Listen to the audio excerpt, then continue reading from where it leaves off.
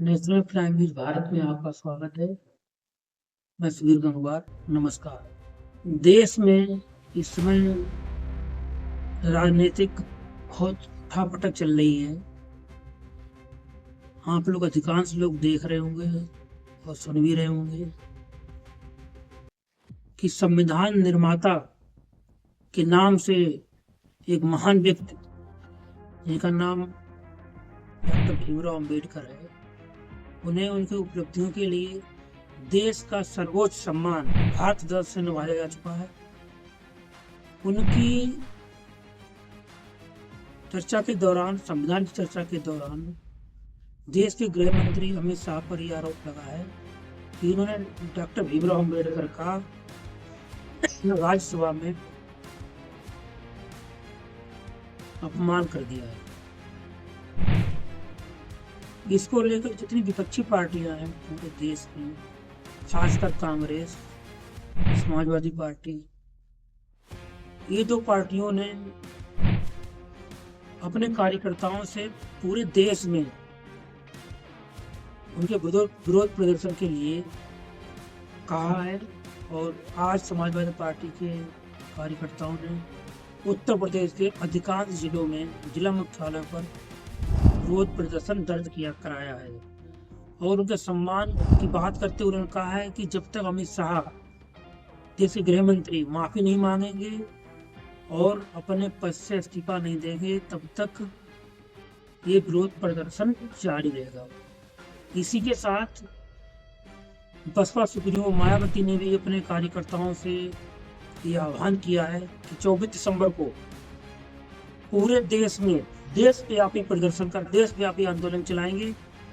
उन्होंने कहा, वो मायावती का ये कहना है, उन्होंने प्रेस कॉन्फ्रेंस की थी जिसमें उन्होंने भाजपा और कांग्रेस सहित अन्य दलों पर भी बाबा साहब के अपमान का आरोप लगाया। उन्होंने कहा, चाहे कांग्रेस हो या भाजपा हो, दोनों एक ही तरह से हैं। दोनों बाबा साहब का सम्मान नहीं करते, उनके मन में कुछ और है और दिखावे में कुछ और है। कई लोग ये आरोप लगा रहे हैं कि भाजपा चूंकि संघ की विचारधारा पे चलती है, संघ के विचार में कभी भी बाबा साहब को वो तवज्जो नहीं दी है, ना उनका इतना सम्मान किया है। ये लोग संघ पर भी आरोप लगा है और भाजपा पर भी आरोप लगता आ रहा है।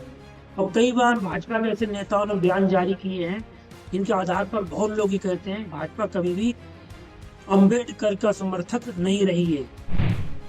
इसी तरह से कांग्रेस पार्टी, राहुल गांधी जो हैं, वो पूरी तरह से इस बात को लेकर अड़े हुए हैं कि विपक्ष उनके साथ है और देश के गृह मंत्री अमित शाह ने जो बाबा साहब का अपमान किया है उसके बदले में उन्हें माफी मांगनी चाहिए और अपने पद से इस्तीफा देना चाहिए।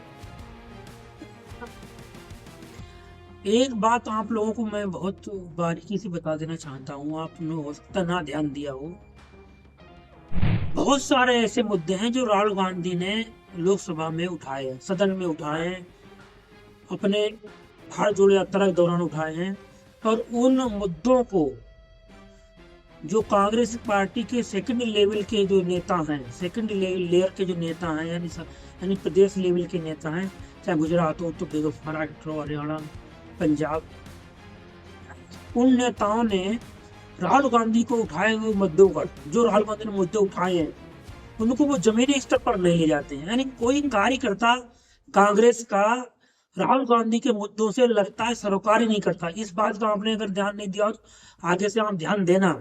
ये मेरी आप लोगों से अपील है कि राहुल गांधी जो मुद्दे उठाते हैं, जो कोई मुद्दा ले लो, चाहे अंबेडकर का ही मुद्दा ले लीजिए, अंबेडकर जी के अपमान का राहुल गांधी ने बहुत जोर शोर से उठाया, पर आपको लगता है कोई दूसरा नेता, यानी कोई ऐसा बड़ा नेता स्टेट लेवल का, कहीं का भी हो, महाराष्ट्र हो, गुजरात हो, राजस्थान में जरूर पता चला कि सचिन पायलट जी की अगुवाई में कुछ विरोध प्रदर्शन किया है। वहां भी पुलिस ने उन पर ऊपर कांग्रेस के ऊपर लाठीचार्ज का आरोप लगाया है कि जो भाजपा की पुलिस है उसने कांग्रेसी कार्यकर्ताओं को पीटा है, लाठियों से पीटा है। बहुत सारी ऐसी चीजें हैं। मेरा ये सोचना है, हमारे जो विश्लेषक हैं, राजनीतिक विश्लेषक हैं, जो वरिष्ठ पत्रकार हैं, कई बड़े पत्रकार हैं जिन लोगों का ये आकलन है कि जनता है, जनता अब किसी भी आंदोलन में पहले की तरह मुखर होकर साथ नहीं देती है विपक्षी पार्टियों का। जैसे अभी कई जगह हत्याएं हो जाती हैं कि छोटी बच्चों से बलात्कार हो जाते हैं। पहले हुआ करता था कि अगर किसी स्टेट में ये कोई प्रकरण ऐसा आया, कोई मामला आया, तब वहाँ के लोग, वहाँ की जनता एकदम सड़कों पर निकल पड़ती थी। पर ऐसा अब लगता है कि धीरे धीरे जनता का मोह इन आंदोलनों से भंग हो चुका है। बार बार एक ही चीज लेके आते हैं। अब लोगों को ये सोचना है कि जो नेता राजनीतिक लोग हैं वो सदन में कुछ और करते हैं, खूब लड़ेंगे झगड़ेंगे, पर बाहर आपस में मिल लेते हैं, एक दूसरे से मिल लेते हैं, यानी मिली भगत से ये सब काम होता है, ये आरोप लगता आ रहा है। तो जनता भी उनके साथ देने से कतराती रहती है। बहुत सारी ऐसी चीजें हैं।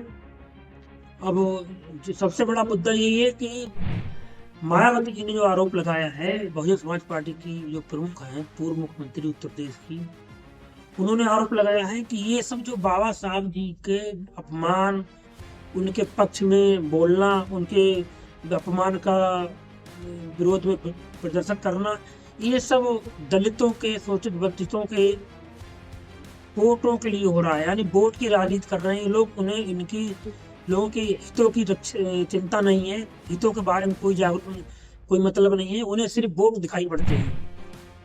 क्या आप लोगों को लगता है कि ये वोट की राजनीति हो रही है, या वास्तव में कांग्रेस पार्टी या समाजवादी पार्टी या और अन्य पार्टियां, आप दिल्ली की जो केजरीवाल पार्टी है, आप आम आदमी पार्टी की मुखिया केजरीवाल है, उन्होंने भी बाबा साहब के अपमान का आरोप लगाते हुए गृह मंत्री अमित शाह जी से इस्तीफा मांगा है और माफी मांगने की भी बात की है। आप लोगों को क्या लग रहा है कि ये वास्तव में दलित वोट बैंक की राजनीति है, या वास्तव में ये लोग भला चाहते हैं शोषित वंचितों का, दबे कुचले लोगों का? क्या लग रहा है आपको? बने रहिए हमारे साथ। नमस्कार।